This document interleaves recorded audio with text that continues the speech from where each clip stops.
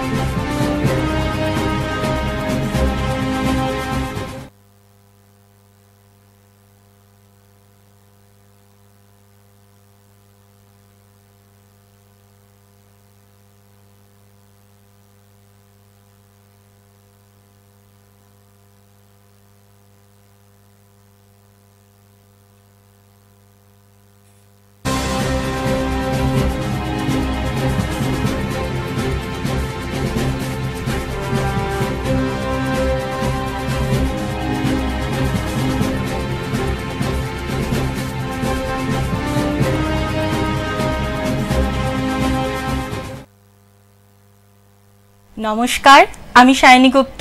আজ শুক্রবার আপনাদের সাথে নিয়ে এসেছি লিগ্যাল এক্সপ্রেস, আমাদের আইনের যাত্রা। প্রশ্ন আমার আপনাদের জন্য। আগের সপ্তাহেতেই আমরা একটি আইনের প্রসঙ্গ নিয়ে কথা বলেছিলাম, সেটি হচ্ছে ডিভি অ্যাক্ট। আজ আমরা একটি নতুন বিষয় নিয়ে আলোচনা করব। আমাদের মধ্যে আজকে এসে উপস্থিত হয়েছেন দুর্গাপুর মহকুমার আদালতের বিখ্যাত আইনজীবী মোহাম্মদ চাঁদ কাইজার। নমস্কার চাঁদ। আপনারা এই আইনি জীবনে অনেক রকম আইনের প্যাচ মাপ, যেরকম আমরা বলে থাকি যে আইনের অনেক প্যাচ আছে, অনেক মাপ আছে, সেগুলো দেখে থাকেন। সেই অনেক বিস্তার একটা বিষয়ের মধ্যে থেকে আজ একটা বিষয় আমি তুলে নিয়েছি, সেটা হচ্ছে ডিভোর্স বা বিবাহ বিচ্ছেদ। বিচ্ছেদ সর্বত্রই দুঃখ দেয়, সেটা মেনেও আমাদের বিচ্ছেদে যেতে হয়। অনেক সময় সমাজের কারণে, নিজেদের পারিবারিক সংসারের অশান্তির কারণে। সেই বিচ্ছেদ বিষয়ে যে নিয়মাবলীর মধ্যে দিয়ে আমাদের যেতে হয়, সেই বিষয়গুলো নিয়েই আজকে আমরা মূলভাবে আলোচনা করব। আমি এই বিষয়টা জানতে চাই যে section 13 of Hindu marriage act বলতে কি বোঝায়? সেকশন 13টা বুঝতে গেলে প্রথমে জানতে হবে যে সেকশন 13টা অ্যাপ্লিকেবল কার কার উপরে আছে।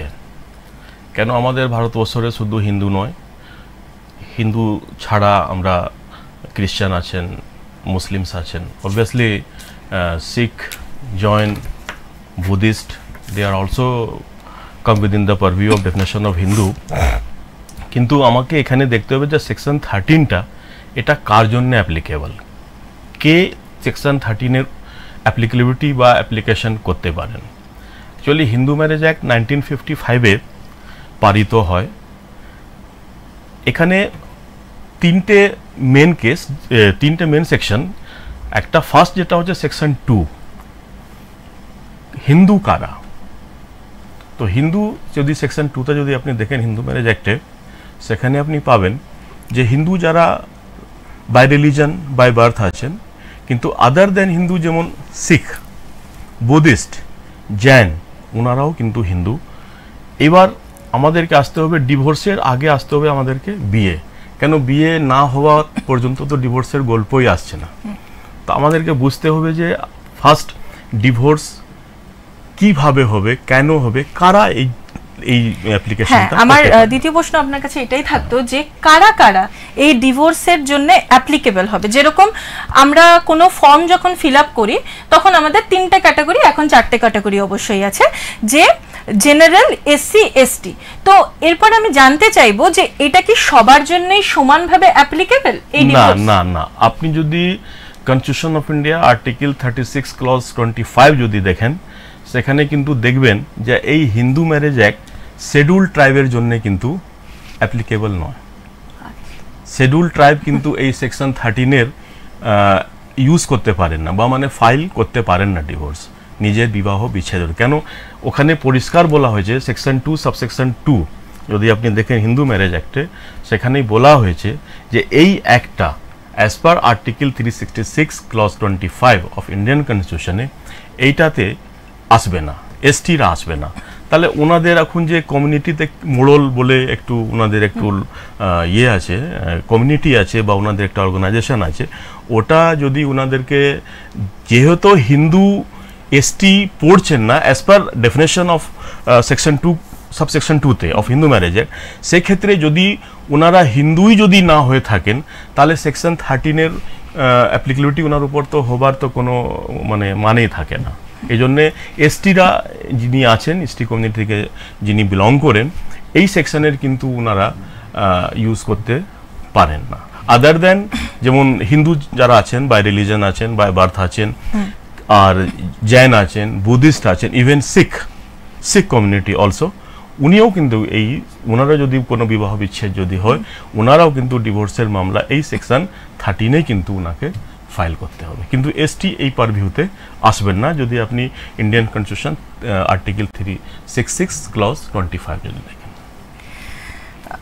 আমরা অনেক কিছু জানতে পারছি, এখনো জানার পরিধি অনেক অনেক অনেক ছড়িয়ে আছে সমুদ্রের মতো, যেটা আমি আগের দিনও বলেছিলাম, আজও একই কথা বলবো। এরপর মূলত আমি জানতে চাইছি যে হিন্দু ম্যারেজ অ্যাক্ট সেকশন 13 আর সেকশন 28 স্পেশাল ম্যারেজ অ্যাক্ট, এই দুটোর মধ্যে পার্থক্য কোথায়? দেখেন, সেকশন 13 দুটো অ্যাসপেক্ট আছে। একটা আছে 13(1), তার মধ্যে ক্লজ 1A আছে, ক্লজ 1B আছে, আর 13B আছে, তারপরে হচ্ছে আপনার 28। তো ওইভাবে ডাইরেক্টলি করা উচিত হবে না। 13(1)কে আমাকে কম্পেয়ার করতে হবে 27 অফ স্পেশাল ম্যারেজ অ্যাক্টের সঙ্গে, আর 13B-কে আমাকে কম্পেয়ার করতে হবে 28 অফ স্পেশাল ম্যারেজ অ্যাক্টে। এবার ফার্স্ট বলি, যেমন যে কোনো ডিভোর্সের মামলা হতে গেলে যেটা বললাম আপনাকে, বিয়েটা কোন আইনে হয়েছে ফার্স্ট অফ অল ওই দিকে আসতে হবে। আমার বিয়ে যদি হিন্দু ম্যারেজ অ্যাক্টে হয়ে থেকেছে তাহলে কিন্তু আমার ডিভোর্স 13-এ হবে।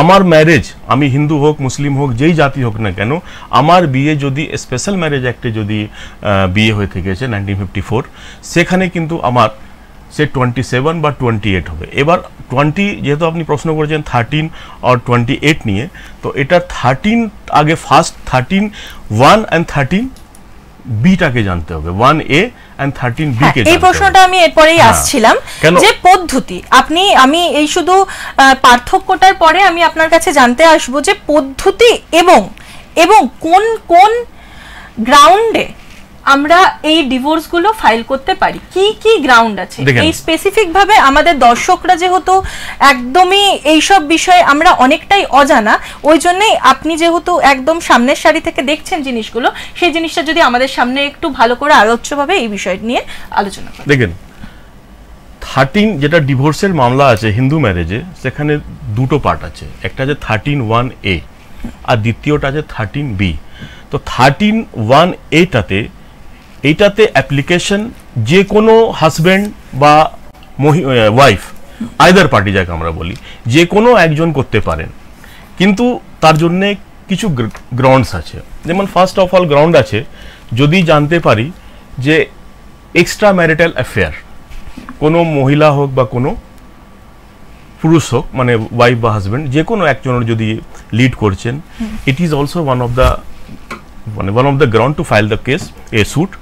দ্বিতীয়টা হচ্ছে যদি আমার ম্যারেজটা, আপনাকে ডিভোর্সের যেতে গেলে ফার্স্ট সেকশন 5টা দেখতে হবে যে হিন্দু ম্যারেজ অ্যাক্টে বিয়ে করতে গেলে প্রি কন্ডিশনসটা কী আছে, কেন ভায়োলেশন অফ সেকশন 5 যদি আমার হয়ে থাকে তাহলে গ্রাউন্ডস তো অনেক, আশা করি 12-13টা গ্রাউন্ডস আছে, কিন্তু সবাই তো একটাতে হবে না, কারো একটা হয় কারো দুটো হয়।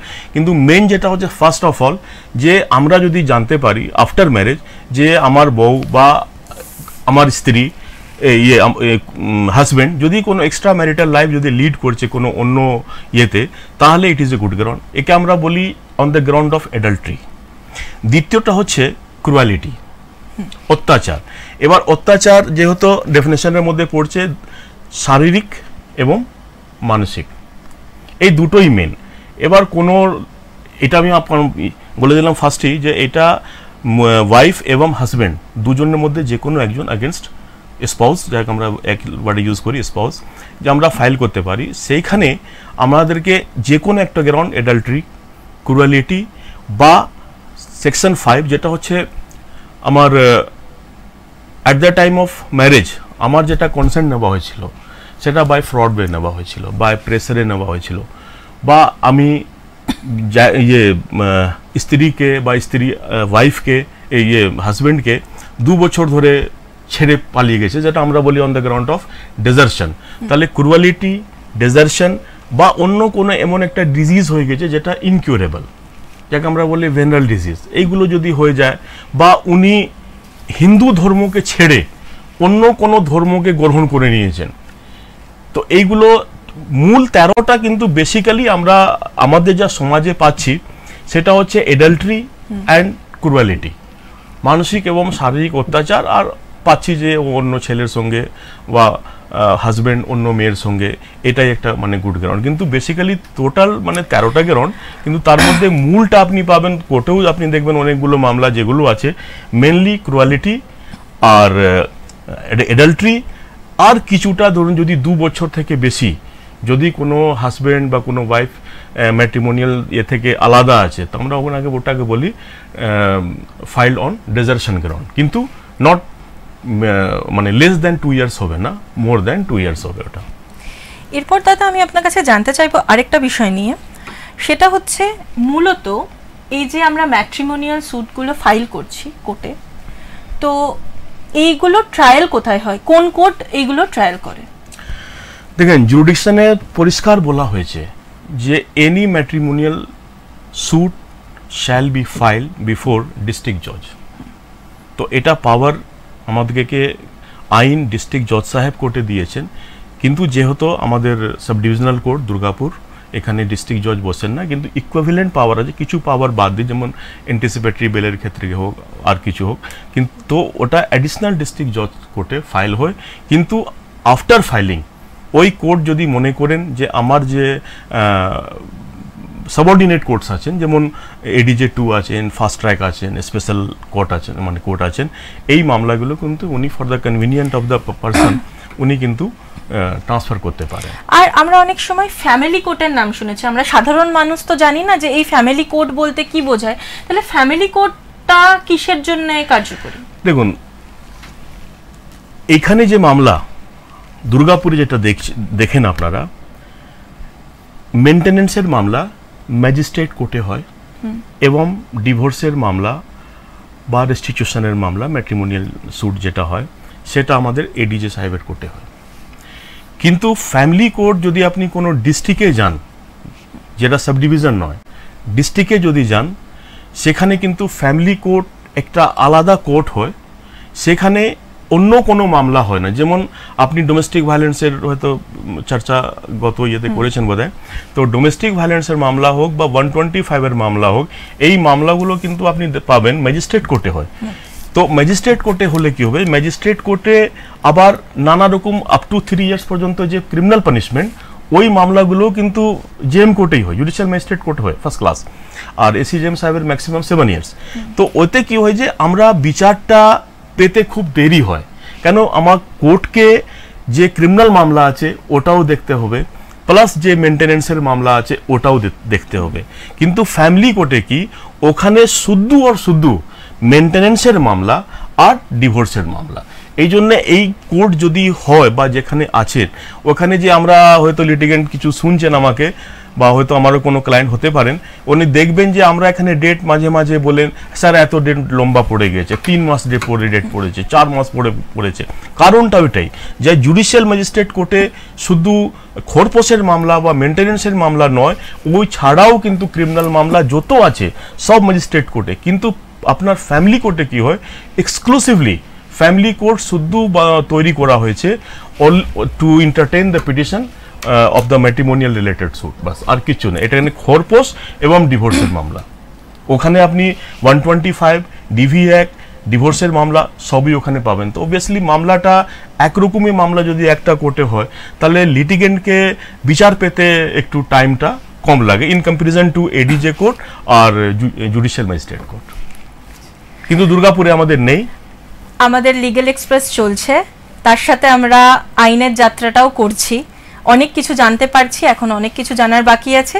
এরপর এটা আমার কৌতূহল থেকে আপনাকে একটা প্রশ্ন, যেহেতু আপনি সামনের সারি থেকে কাজ করছেন, আমি এখানে জানতে চাইছি যে এই যে divorce of the ground of cruelty, এটা বেড়ে যাওয়ার কারণটা কি? আপনি যদি 20-25 বছর ব্যাক যান, আপনি পাবেন ডিভোর্সের এত মামলা, দুর্গাপুর ছেড়ে দেন, অন্য কোনো জায়গাতেও এরকম ছিল না। কারণটা it depends on the development of the society. সমাজ যদি কেউ ডেভেলপ করছে তো শুধু সেটা নয় যাহা শুধু উনি শিক্ষা গ্রহণ করছেন, কালকে মাটির ঘর ছিল সেটা এখন ইটের বাড়ি, তারপরে ফ্ল্যাট হয়ে গেছে। তো ডেভেলপমেন্টের মানে শুধু এটা নয় যে আমরা শুধু আর্থিক দিক থেকে ডেভেলপ করছি, মানুষের মধ্যে লিগ্যাল অ্যাওয়ারনেসগুলোও আসছে। এবার লিগ্যাল অ্যাওয়ারনেস আসছে, উনি এটা আমি কারো পক্ষ হয়ে বলছি না, মানে ম্যাট্রিমোনিয়াল যেহেতু সাইটে দুটো পার্ট থাকে, এক থাকে ওয়াইফ আর একদিকে থাকেন ইনলজ মেম্বার। এখানে কি যেমন আগে কি হতো, some rights has given by the constitution of India to the wife, এটা কিন্তু অনেক কম মহিলারা জানতেন। অত্যাচার হচ্ছে, সহ্য করছেন, জানে যাও বলে কোনো লাভ নেই। এখন যেহেতু এডুকেশন, বললাম যে একদিক থেকে শুধু উন্নতি হয় না, উন্নতি হতে গেলে সব চার দিক থেকে উন্নতি হয়। তা এডুকেশন যখন মাথায় এসছে তখন এখন আগে যেমন ছিল প্রোটেস্ট ম্যারিড ওয়াইফ খুব কম করতো, কেন ওনারা জানতেন না যে আমাকেও আইন কিছু প্রোটেকশন বা আমাকে কোনো রাইট দিয়েছে। তাহলে কি আপনি বলতে চাইছেন যে মেয়েদের পক্ষে এডুকেশনের জন্য এই প্রবণতাটা বেড়ে গেছে? আমি বললাম না, আমি দুটো পার্ট আছে। আমি বলি, আমি একটা বাচ্চাকে পড়াচ্ছি ম্যাথস, আমি জানি শুধু যা মাইনাস প্লাস, আমি মানে আমার যা যোগ্যতা সেটা মাইনাস প্লাস পর্যন্ত পড়াবার জন্য, কিন্তু গুণা আর ভাগ এটা আমি জানি না। তো আমি যদি ইমানদার যদি টিচার থাকি তাহলে কিন্তু হয়তো দুটো কাজ করতে হবে। আমাকে জানি যখন যা মাইনাস প্লাসের পরে গুণা হবে, তারপরে ভাগ হবে, হয়তো আমাকে নিজে তৈরি করতে হবে, কেন ছাত্র আমার এবার প্লাস মাইনাস প্লাসের উপর যাচ্ছে। না হলে আমাকে বলে দিতে হবে যে ভাই তুমি অন্য কোনো ছেলের কাছে, অন্য কোনো টিচারের কাছে চলে যাও, আর আমি নয়।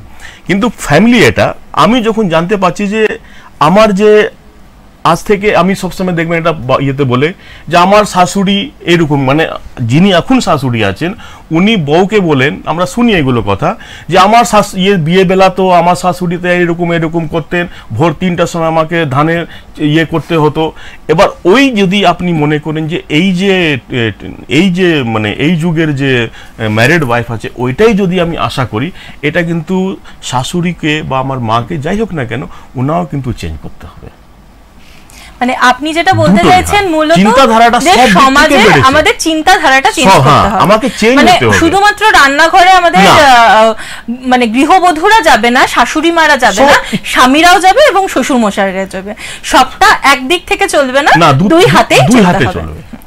মানে দশপূজা, যেহেতু আমরা দেবী পক্ষতে চলেই এসেছি, আমরা অলরেডি মহালয়া আমাদের হয়ে গেছে, আমরা দেবী পক্ষতেই আছি, সুতরাং মেয়েদের দশপূজা হতে হবে, তার সাথে সাথে পুরুষদেরও এবারে দশপূজা হয়ে উঠছে। চিন্তাধারাটা চেঞ্জ করতে। আমি একটা কথা বলি, খুব মজার কথা, 1 মিনিট বলছি। একটা লোককে জিজ্ঞেস করেছে যে আপনার ছেলে মেয়ে কেমন আছে, বলছে সবই ভালো, বিয়ে হয়ে গেছে, বলছে হ্যাঁ বিয়ে হয়ে গেছে। ছেলেটা কেমন? ছেলেটা খুব বাজে হয়ে গেছে বিয়ের পর থেকে। কি হচ্ছে? যা ইনকাম করে সব আমার বউকে দিয়ে দেয়, মানে ছেলে নিজের বউকে দিয়ে দেয়। বলতে জামাইটা কেমন? জামাইয়ের কি বলবো, যা ইনকাম করে সব আমার মেয়েকে দেয়। তো এই যে কথা, মেয়ের জন্যে আলাদা, ছেলের জন্য আলাদা, এইটা আমাকে দেখতে হবে। আমার মেয়েকে যখন দিচ্ছে আমি খুবই খুশি, মেয়ে তো ছেলে তো জামাই ভালো পেয়েছি, কিন্তু ছেলের বেলাতে সবই মেয়েকে নিজের বউকে দিয়ে দিচ্ছে, ও পুরো চেঞ্জ হয়ে গেছে বিয়ের পর থেকে। এইটা আমাকে চেঞ্জ করতে হবে, এটা আমার চিন্তাধারাটা চেঞ্জ করতে হবে, মানে চিন্তাধারাটা আমাদেরকে চেঞ্জ করতে হবে, তাহলেই বোধহয় আমাদের এত এই যে ডিভোর্সের মামলা আমরা হয়তো একটু হলেও কম হতে পারে। এটা অনলি ডিউ টু মিসআন্ডারস্ট্যান্ডিং। এরপর আমি আপনার কাছে আরেকটা জিনিস জানতে চাইবো, সেটা হচ্ছে টেনিওর অফ ডিভোর্স। এটা হচ্ছে যে মূলত আপনি যেরকম বললেন অনেক ধরনের ডিভোর্স আছে, মানে গ্রাউন্ড অফ ক্রুয়েলটি আছে, ডিজার্শন আছে, অ্যাডাল্টারি আছে, এবং মিউচুয়াল কনসেন্ট আছে। তো আমি মিউচুয়াল কনসেন্টেই আপনি যেটা একটু আগে বললেন 13B কথা, হিন্দু ম্যারেজ 13A তে যে কত দিন লাগবে এটা কোনো উকিল বাবু আশা করি বলতে পারেন না। আমি একদম ওই পদ্ধতিটা যেহেতু দেখুন আমরা সাধারণ মানুষ, আমরা একদমই জানি না যে এই বিষয়গুলো কি হয়। ধরুন কোনো দুই পক্ষ রাজি হয়ে গেল ডিভোর্স করার জন্য, এবার মিউচুয়াল ডিভোর্স, নিজেদের ইচ্ছে মতো তারা ডিভোর্স করছে, তো সেই ক্ষেত্রে আমাদের সময়সীমাটা ঠিক কতটা লাগতে পারে? ম্যাক্সিমাম ওটাতে 6 মান্থ দেওয়া হচ্ছে, মানে ডেট অফ ফাইলিং থেকে যে নেক্সট ডেটটা পড়বে, অ্যাকচুয়ালি 6 মাসটা দেওয়ার কারণটা আছে। ধরেন কোনো একটা মিসআন্ডারস্ট্যান্ডিং নিয়ে আমরা, আপনি যদি একদম প্রথম থেকে একটু বলেন তাহলে আমাদের বুঝতে একটু সুবিধা হবে। যেরকম একটা মামলা ফাইল হলো, কোনটা মানে মিউচুয়াল ডিভোর্সটা ফাইল হলো, ঠিক আছে, সেই ক্ষেত্রে ফাইল হলো, তারপরের পদ্ধতি 6 মান্থস আপনাকে টাইম কোড দিচ্ছেন যে যদি কোনো মিসআন্ডারস্ট্যান্ডিং নিয়ে যদি আপনি মামলা ফাইল করে ফেলেছেন, আফটার ফাইলিং সেটা পাওয়া গেল যা যেই ইস্যুটা নিয়ে আমরা ফাইল করেছি সেটা টোটালি রং, ওটা ঠিক নয়, কিন্তু তখন এই 6 মাসের মধ্যে আমরা ওটাকে আমরা বলি কুলিং অফ পিরিয়ড। বা যদি কোনো তখন খুবই মানে কোনো একটা ইস্যু নিয়ে মাথা খারাপ হয়ে গেছে, হট করে ফাইল করে দিলাম, চলো আর আমরা সংসার করব না, ওইটাতে 6 মাস এই জন্য দেওয়া হলো যে যদি কোনো ইস্যু বা কুলিং অফ পিরিয়ডের মধ্যে যদি মনে হয় না যা হয়েছে সামান্য কুটিনিয়াটা তো থাকতেই হবে, প্রত্যেকটা বাড়িতে হয়, ছাড়ো ওইগুলোকে আমরা সংসার করি। কেন আজকে আমি যদি ফাইল করি 1 মাস পরে বা 10 দিন পরে যদি মিউচুয়াল ডিভোর্স হয়ে যায়, আফটার কিছুদিন পরে যদি আমি পাই, তখন একটা কেমন লাগবে না যে ডিভোর্স হয়ে যাওয়ার পরে আবার ফালতু ডিভোর্স দিলাম, তখন কিন্তু আর মানে বিয়েটা তো হয়ে যাবে কিন্তু একটা মনের মধ্যে একটা খারাপ লাগবে না। যাই হোক না কেন আমরা তো একটা বলবো যে হ্যাঁ আমি ওনাকে ডিভোর্স দিয়ে দিয়েছিলাম, কিন্তু ডিভোর্স তো আমার মানে হয়ে গেছে, এই জন্যই 6 মাসটা দিতে হয়। কিন্তু ফাইল যেটা করেছি 6 মাস মিনিমাম, 18 মাস ম্যাক্সিমাম, 18 মাসের মধ্যে কিন্তু আরেকটা কথা বলি, জানতে চাইছি যে মিউচুয়াল ডিভোর্সের মধ্যে মূলত আমাদের বক্তব্যটা কি থাকে? দেখুন মিউচুয়াল মানেটাই কি, যেমন আপনি 13 ফাইল করবেন, তো আমি কি বললাম অন দ্য গ্রাউন্ড অফ যে অ্যাডাল্টারি, আপনার ক্রুয়েলিটি, তা আমাকে বলতে হবে যে ধরুন আমি একটা কোনো ছেলে হয়ে যদি মামলা করি, তো আমাকে বলতে হবে যে আমার ওয়াইফ অন্য ছেলের সঙ্গে থাকে, ও অনেক মারধর করে, আমাকে কোনো মানে রেসপেক্ট করে না, সবসময় গালিগালাজ করে, তো এইগুলো যে জিনিস আমাকে তো একটা গ্রাউন্ড দেখাতে হবে, তাহলে তো কোর্ট বুঝবে। কেন কোর্ট একটা নির্ধারণ করেছেন যে এই গ্রাউন্ড হলে আমি কিন্তু ডিভোর্স দিব, হ্যাঁ সেটা যেরকম ক্রুয়েলটি গ্রাউন্ডে চলে গেল। কিন্তু 13B তে এখানে কারো উপরে কিছু অ্যালিগেশন চলবে না, কেন এটা মিউচুয়াল, ওয়ার্ডটাই দেখেন লেখা আছে মিউচুয়াল। তো মিউচুয়াল মানেটা কি, যে আমরা ওখানে আমরা জেনারেলি কি লিখি যে আমাদের মধ্যে বিবাহ হলো, বিবাহ পরে আমরা শ্বশুর বাড়ি গেলাম, শ্বশুর বাড়ি থাকাকালীন ওদের যে বাড়ির কালচার, টেম্পারামেন্ট, থিঙ্কিং, খাওয়া দাওয়া বা মানে কথাবার্তা বলা বা একটা বাড়ির মধ্যে যে পরিবেশ থাকে সেটা কিন্তু আমার সঙ্গে মিল হচ্ছে না, আমি এই গ্রাউন্ডে কিন্তু এই যে 13টা যেটা গ্রাউন্ড বললাম বা যা আছে এখানে কিন্তু আপনাকে কারো অ্যালিগেশন দিলে চলবে না, এখানে আপনাকে সিম্পলি বলতে হবে ওনাদের যে মানে কালচার, বিহেভিয়ার, টেস্ট, টেম্পারামেন্ট, চিন্তাধারা আমার সঙ্গে মিল নেই। হয়তো ওনার ভালো হতে পারে বা আমি খারাপ হতে পারি বা আমার ভালো থিঙ্কিং ওনারটা খারাপ, কিন্তু যাই হোক না কেন মিল হচ্ছে না, এই জন্যে আমরা ডিসাইড করেছি যে বরং জিনিসটাকে টেনে থেকে better to file mutual divorce. কেন এর পিরিয়ডটা একবারই 6 মান্থস, আর এখানে কারো উপরে কেউ অ্যালিগেশন দিতে পারে না। আমরা অনেক কিছু জানতে পারছি, আমাদের লিগ্যাল এক্সপ্রেস চলছে প্রত্যেক শুক্রবার, আমার সাথে শাইনি। এরপর আমি আপনার কাছে জানতে চাইবো আরেকটা প্রশ্ন, সেটা হচ্ছে অন দ্য গ্রাউন্ড অফ ডিজার্শন। ডিজার্শন বলতে কি বোঝায় আর সেই ডিভোর্সটা আমরা কি বুঝি? দেখুন ডিজার্শন মানে এটা অ্যাকচুয়ালি ইন জেনারেল যদি মনে হয় তো ছেড়ে চলে যাওয়া। আমাদের যে ল্যাঙ্গুয়েজ ডিজার্শন মানে ম্যাট্রিমোনিয়াল লাইফ, যাকে আমরা কনজুগাল লাইফ বলি, যে কোনো একজন টানা নিজের কনজুগাল লাইফ থেকে সরে যায় একবারই 2 ইয়ার্স, মোর দ্যান 2 ইয়ার্স, কেন লেস দ্যান 2 ইয়ার্স লেখা আছে, লেস দ্যান 2 ইয়ার্স হবে না, এটা সেকশন আপনার 13 ক্লজ 1B।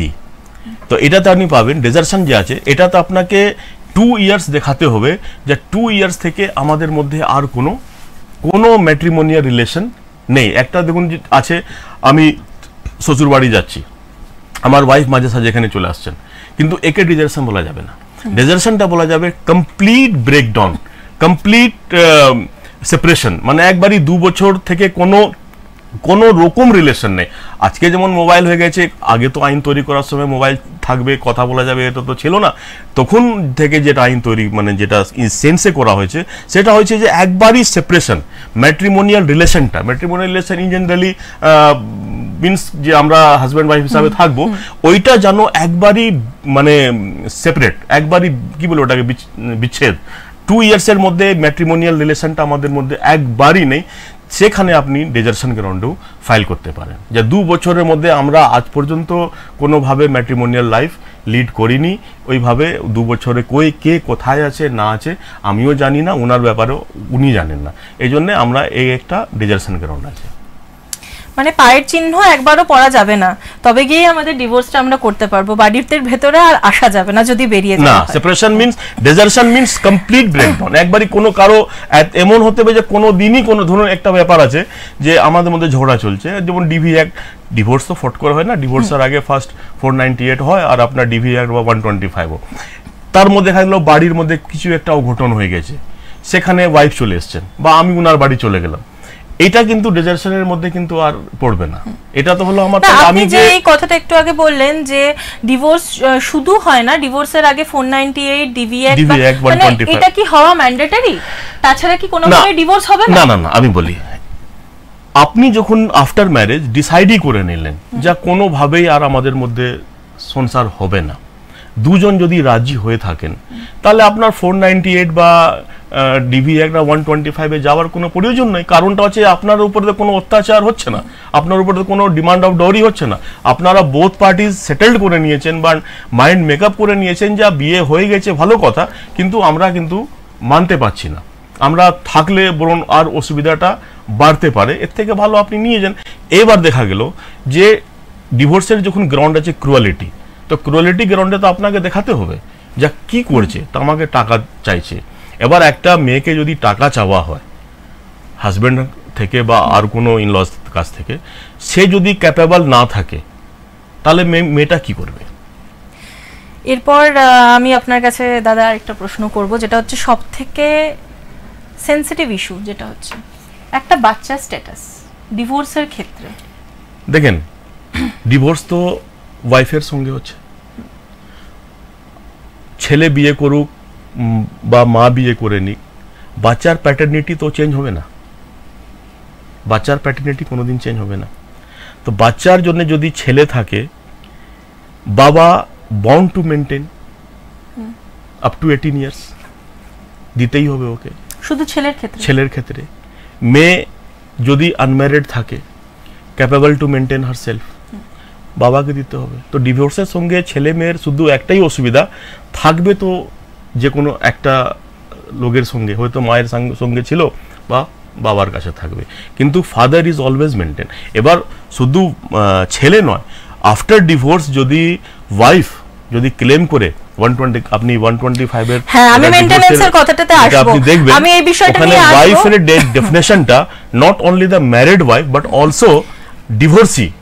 যে ডিভোর্সি ওয়ার্ড যদি আফটার অবটেনিং ডিভোর্স উনি যদি ইনক্যাপেবল টু মেনটেন হারসেলফ, তো উনি আবার ফাইল করতে পারে, কোর্ট ওনাকে ইয়ে করবেন, অ্যাওয়ার্ড করবেন। আর আমি আরেকটা জিনিসও জানতে চাইবো যে ডিভোর্স চলাকালীন কোন রকম কোন মেইনটেনেন্স কি ক্লেম করতে পারেন একজন ওয়াইফ? শুধু ওয়াইফ নয়, এটাই বলি 125 এর ক্ষেত্রে এটা আমরা মানে পেয়েছি অনেকগুলো সময়তে, যে স্বামীর আয় ওয়াইফের থেকে কম, তাহলেও কিন্তু একজন হাজব্যান্ড ইনকাম নেই, বলো ইনকাম কম আছে in comparison to his wife, ও কিন্তু কোনো মেনটেনেন্স পাবে না। কিন্তু এইখানে যে সেকশন 24 আছে অফ হিন্দু ম্যারেজ অ্যাক্ট, এখানে যে পিটিশনার মানে যে মামলা করেছে, যে কোনো একজন যদি মনে করেন যা কেস প্রসিডিংস চালাবার জন্যে আমার মেনটেনেন্স দরকার, আইদার হাজব্যান্ডও মানে ইয়ে করতে পারে এবং ওয়াইফও করতে পারে। 24 সব সময় open to both the parties. যদি মনে হয় যা আমার কোনো ইনকাম নেই, এখানে হাজব্যান্ড হোক বা ওয়াইফ হোক, উনি মামলা করতে পারেন এবং রেসপন্ডেন্ট যেই হবেন, ওয়াইফ যদি ফাইল করেন তাহলে স্বামী হবে, স্বামী যদি ফাইল করেন তাহলে ইয়ে হবে। তো ওইখানে আপনার কিন্তু কোনো ইয়ে নয় যে হ্যাঁ হাজব্যান্ড পাবে না ওয়াইফ পাবে হাজব্যান্ড পাবে না, এটা নয়। 24-এ কোর্ট চাইলে একটা অ্যালিমনি, ঠিক আছে, উনি ওনাকে দিতে পারে। এরপর অ্যালিমনি পেন্ডেন্টি লাইট, ওটাকে আমাদের লিগ্যাল টার্ম আছে 24-এ, alimony pendente lite means alimony in course of proceeding, মানে এই আইনের যেটা খরচা আছে কোর্টে যেটা, এগুলো প্লাস একটা মান্থলি, দুটোই আছে। এটা নয় যে শুধু প্রসিডিংস কস্ট, এটা নয়। আর একটা পার্মানেন্ট অ্যালিমনি আছে, সেটা সেকশন 25। কোর্ট যদি মনে করেন যে না একটা পার্মানেন্ট অ্যালিমনি দিতে হয়, কেন 24 যে আছে সেটা তো during the পেন্ডেন্সি of the case, during the পেন্ডেন্সি। কিন্তু যখন মামলা শেষ হয়ে যাবে, কারো পক্ষে হোক বা বিপক্ষে হোক, সেখানে কি হবে? সেখানে 25 আছে, লাইফ টাইম। অনেক কিছু জানতে পারছি আমরা। দাদা, এরপর আমি আপনার কাছে আরেকটা প্রশ্ন করব, সেটা হচ্ছে আগের দিন আমরা একটু জানতে পেরেছি একটা শব্দের, সেটা হচ্ছে এক্স পার্টি। ডিভোর্সে যদি এক্স পার্টি হয়, পরবর্তীকালে যেটা একতরফা, আমাদেরকে আগের দিন আমি যতটুকু বুঝতে পেরেছি তুষারদা এসেছিলেন, আমাদেরকে এইটুকু বোঝানো হয়েছে যে একতরফা এক্স পার্টি মানে একতরফা।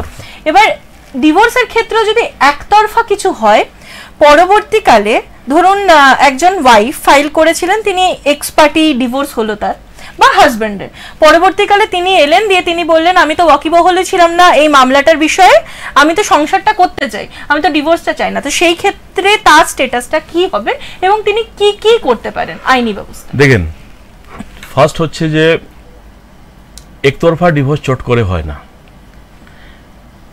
সিস্টেমটা হচ্ছে, আমি আজকে ফাইল করলাম, দুটো প্রসেসের মাধ্যমে রেসপন্ডেন্টের কাছে নোটিশ যাবে। একটা হচ্ছে থ্রু কোর্ট, আর একটা হচ্ছে থ্রু রেজিস্টার্ড পোস্ট বা স্পিড পোস্ট, যাই হোক।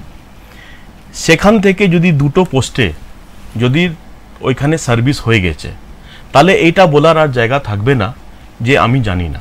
এবার কি হয়, রেজিস্ট্রি পোস্টে পাঠালাম, হয়তো বাড়ির কোনো লোক নিল, আমাকে ইনফর্ম করেনি, বা কোর্ট মারফতে পাঠিয়েছি এক্স্যাক্ট অ্যাড্রেসে, ওটা ফেরত চলে এসছে যা উনি থাকেন না, বা উনি লিখে দিলেন যা নিতে অস্বীকার করেছে, রিফিউজ করেছে।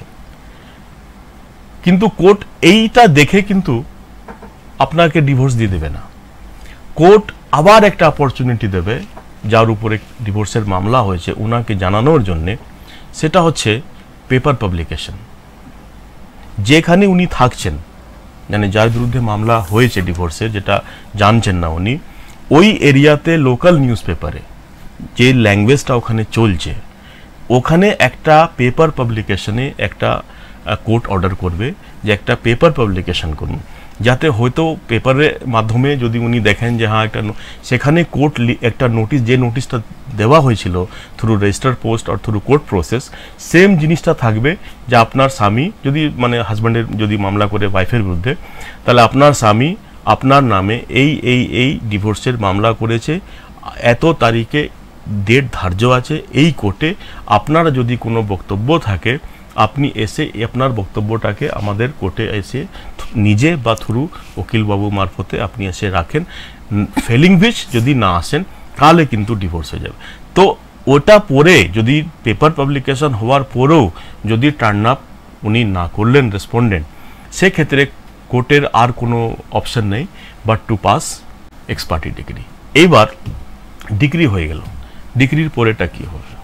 ডিগ্রির পরে উইদিন 90 ডেজ ওনাকে আমার ইয়েতে আপিলে যেতে হবে, আপিল করতে হবে।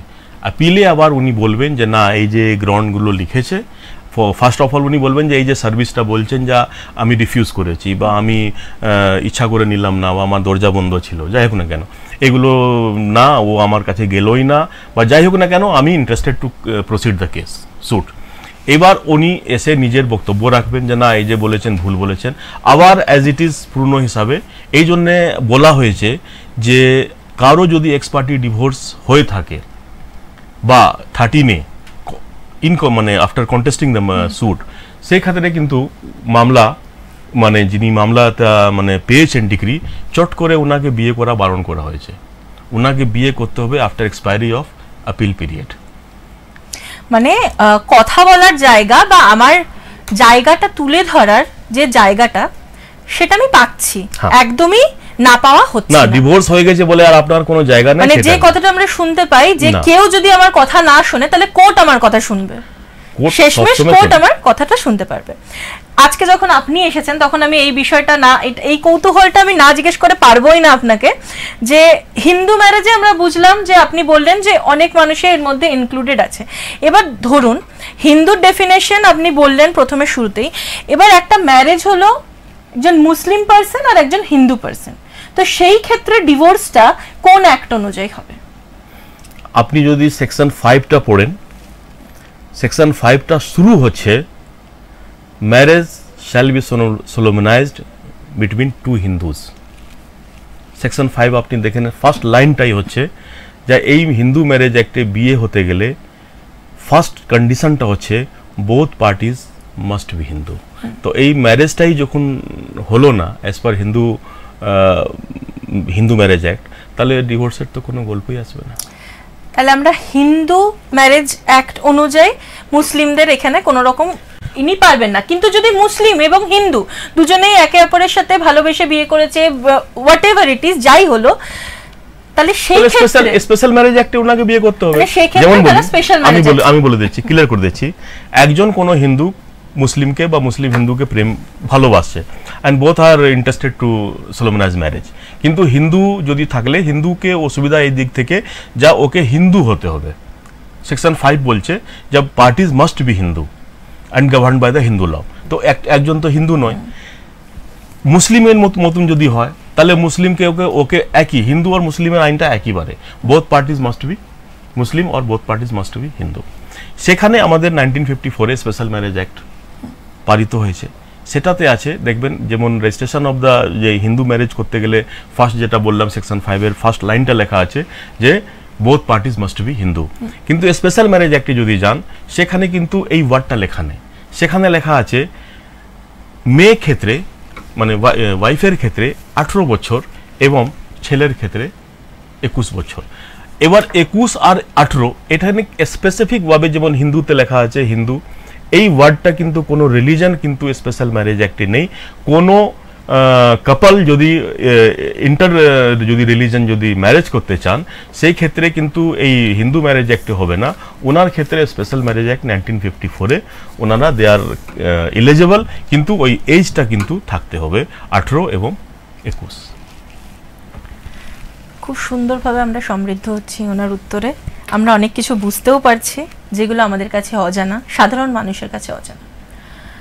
এবার আমি আপনার কাছে একটা প্রশ্ন করতে চাই যে ডিভোর্সি প্যারেন্টস, সেই ক্ষেত্রে মেয়ে কি পরবর্তীকালে কোনো মেইনটেনেন্সের মামলা তার বাবার ক্ষেত্রে করতে পারে? হিন্দু অ্যাডপশন অ্যাক্টে পাবে, হিন্দু মেইনটেনেন্স অ্যাডপশন অ্যাক্টে পাবে, আরামসে পাবে। এমনি এখন 125-ও অ্যাকচুয়ালি টিল ম্যারেজ আমরা অনেক মামলা এখানে আছে যেটা চলছে, till marriage daughter is entitled, আর নাহলে হিন্দু ইয়েতে অ্যাডপশন মেইনটেনেন্সে তো আছেই, সেটা মেজর হোক বা যাই হোক তো পাবে। এরপর আমি আসবো, শুধু তো হিন্দু এবং মুসলিম নয়, খ্রিস্টান, শিখ যারা আছে। না শিখ নয়, শিখ ইজ অলসো কনসিডার্ড হিন্দু। আচ্ছা, তাহলে আমি খ্রিস্টানদের ক্ষেত্রে জানতে চাইবো যে ওনাদের ক্ষেত্রে কি আলাদা করে কোনো আইন আছে সেক্ষেত্রে ওনাদের ক্ষেত্রে ডিভোর্স করার জন্য? যেমন খ্রিস্টানদের ম্যারেজটা যেমন আমরা এখানে দেখছি যে both parties must be Hindus, ওনাদেরও একই আছে, বোথ পার্টিজ মাস্ট বি খ্রিস্টান, এবং ওনারাও খ্রিস্টান, ওনাদের যে চার্চ আছেন ওখানে যে ফাদার আছেন ওনারা একটা সার্টিফিকেট দেন ম্যারেজে। এবার ওনাদের মধ্যে যদি কোনো ম্যাট্রিমোনিয়াল যদি ডিসপিউট হয়ে থাকে সেখানে ইন্ডিয়াতে 1869 ইন্ডিয়ান ডিভোর্স অ্যাক্টে উনি সেকশন 10-এ মামলা করতে পারেন। আর রিসেন্টলি নয়, মানে বেশ 10-20 বছর হয়ে বোধহয় একটা অ্যামেন্ডমেন্ট করে সেকশন 10A, ওনাদের মধ্যে মিউচুয়াল ডিভোর্স ছিল না, কিন্তু সেকশন 10A বলে ওনাদেরকেও একটা রাইট দেওয়া হয়েছে যাতে মামলাটা লিঙ্গারিং না হয়। আমরা যদি বোথ পার্টি যদি রেডি যে না আমাদের অলরেডি ব্রেকডাউন হয়ে গেছে আর আমরা রিউনিয়ন আর করতে পারবো না, তো better to file mutual consent যেটা ডিভোর্স, তো সেকশন 10A ওটাই আপনার ইন্ডিয়ান ডিভোর্স অ্যাক্ট 1869 ওনাদেরকে রাইট দিচ্ছে, ওনাকে লিগাল ইয়ে আছে যে উনি ডিভোর্স অবটেন করতে পারেন।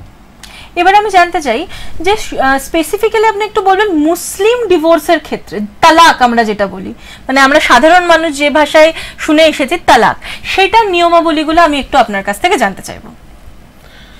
দেখুন, যেমন হিন্দুতে তালাক word can be used by either party.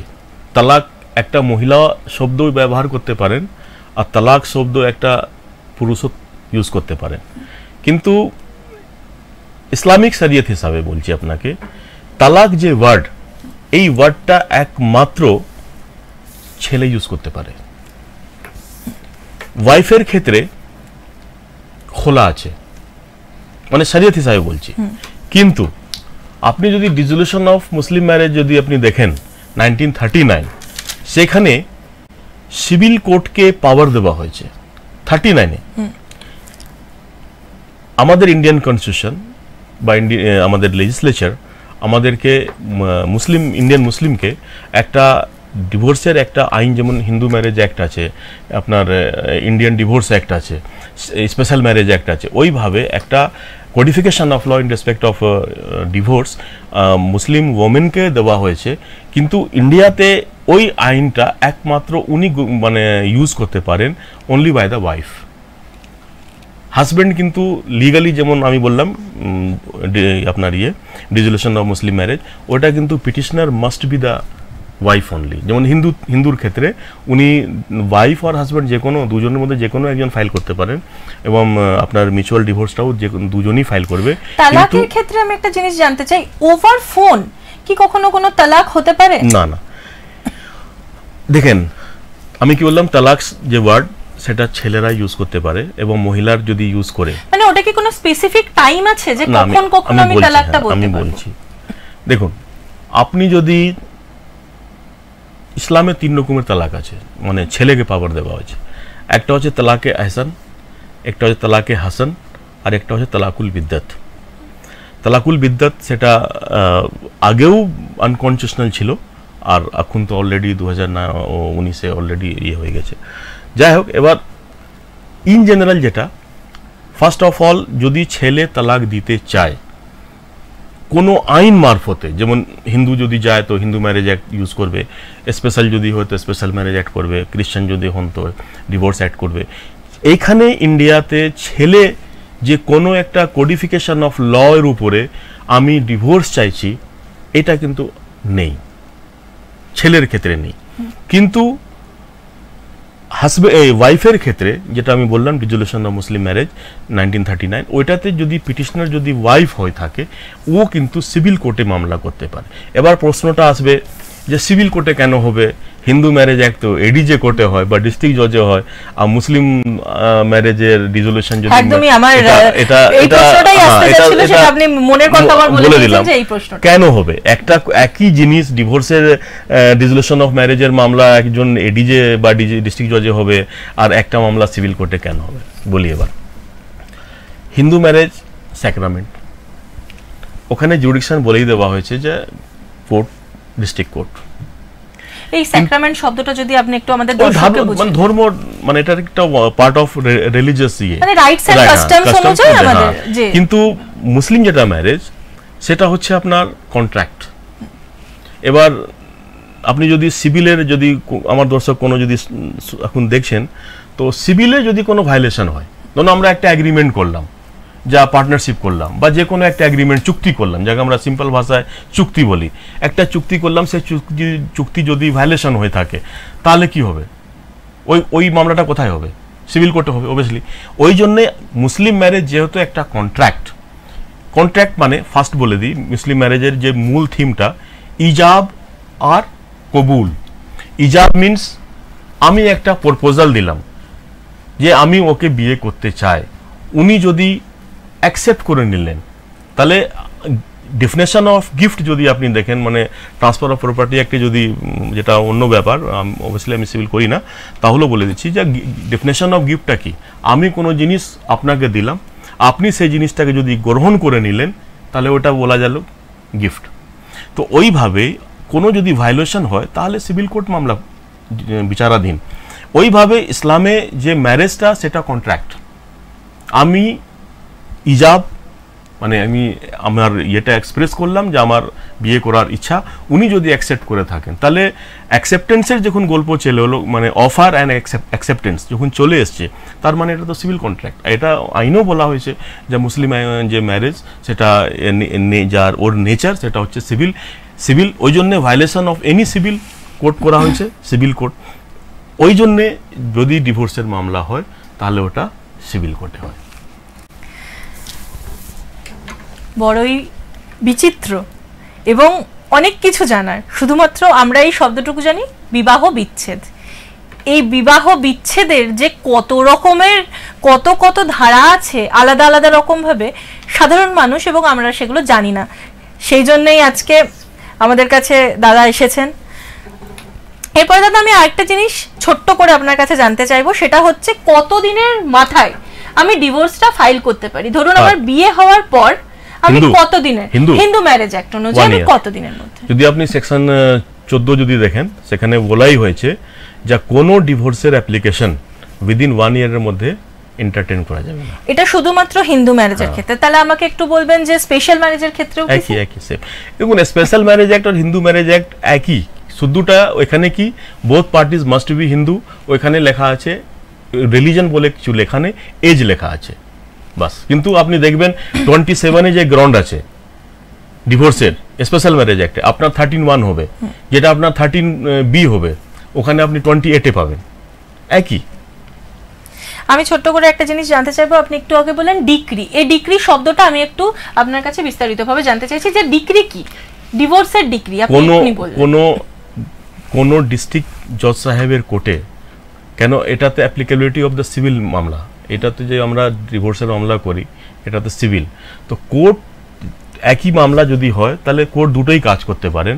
আমার পিটিশনকে ডিসমিস করে দেবেন,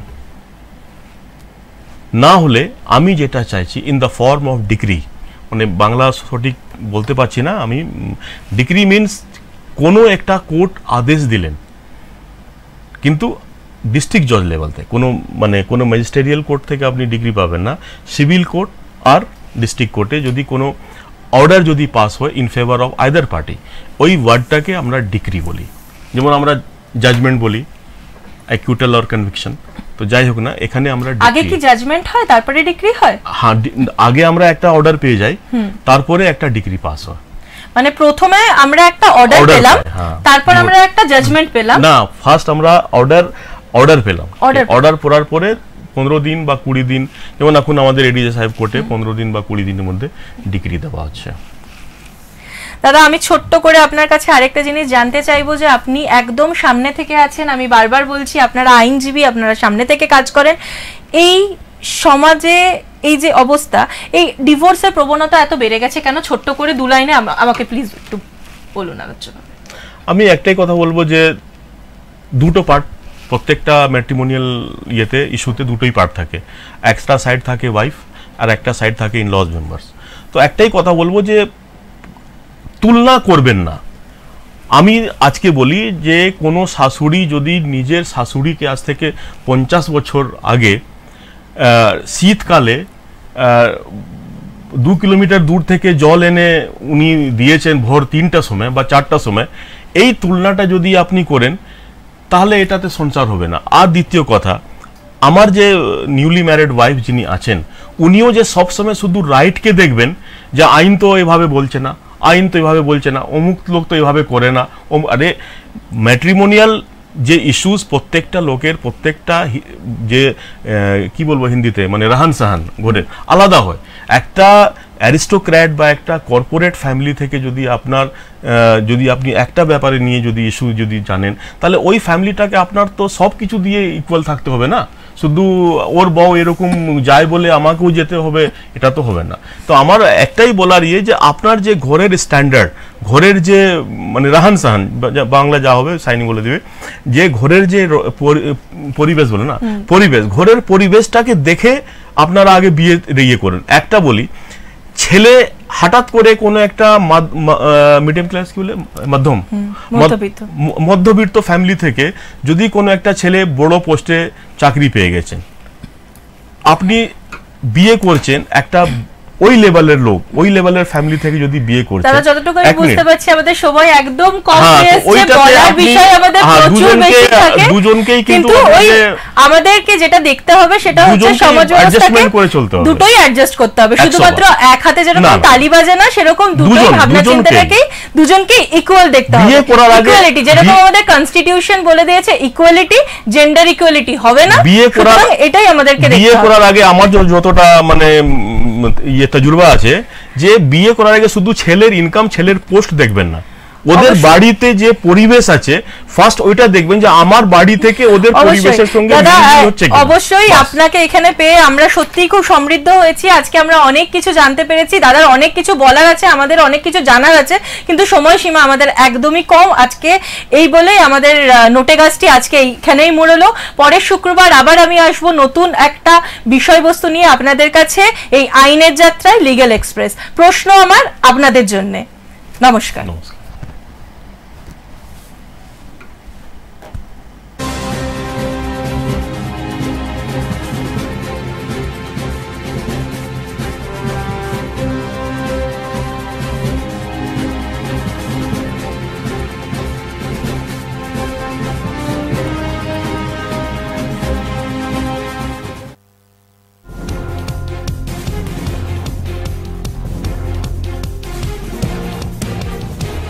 এই হলো ডেডলাইন কমিউনিকেশনস প্রাইভেট লিমিটেড।